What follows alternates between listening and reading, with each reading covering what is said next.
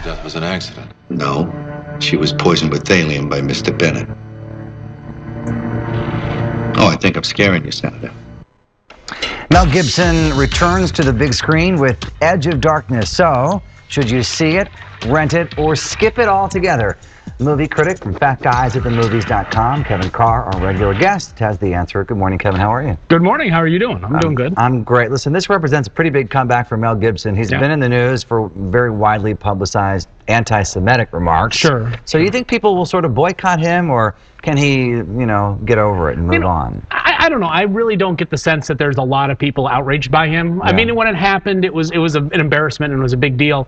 But he's an action star, and he's very charismatic, and there's a lot of people that want to see him return. And when I went and saw the screening, it was a packed crowd, so there are a lot of people going, and there's a lot of good buzz about this.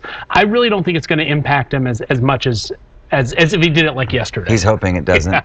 People have short memories, so he plays a cop whose daughter is murdered right in front of him. And then the plot really thickens. So tell me a little bit more about it. Yeah, the whole thing is the police think it was a hit for him, and that it was just botched. And so he then goes and does his own investigation and starts uncovering a conspiracy and a greater story behind it. It's directed by Martin Campbell, who did stuff like GoldenEye and Casino Royale. Okay. So he knows action, but it's not really a full-fledged action movie. It's not like Taken as much as it is. It's a slow build, and it's a detective story, but it's a slightly different type of detective story. My favorite part is when, of course, Mel Gibson is the father on the rampage, and that's the stuff that I really like. Okay, so more suspenseful thriller really than an action flick, would you say? Yeah, I mean, they're billing it kind of like Taken, but it's not wall-to-wall action. Anybody else in it that's big? There's Ray Winstone plays a character in it. You may have seen him in Beowulf, and Danny Houston, who is the bad guy in Wolverine. There he is right there. He's in it. So there's some faces you might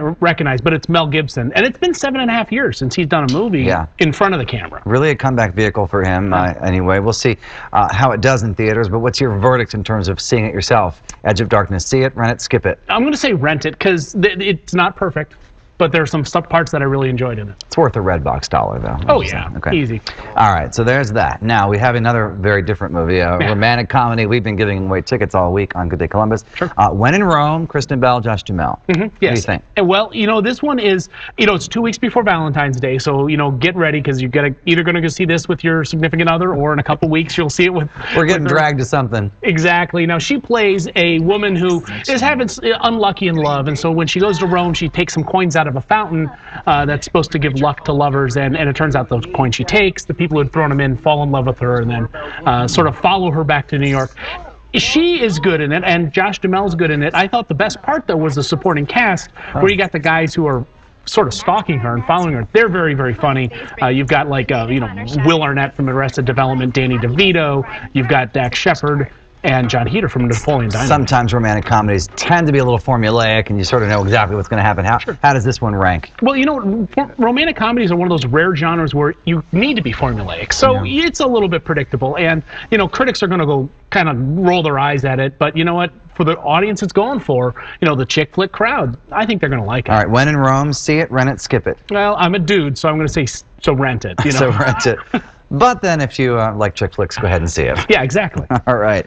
Kevin Carr from FatGuysAtTheMovies.com. Thanks. Thank you. Appreciate it.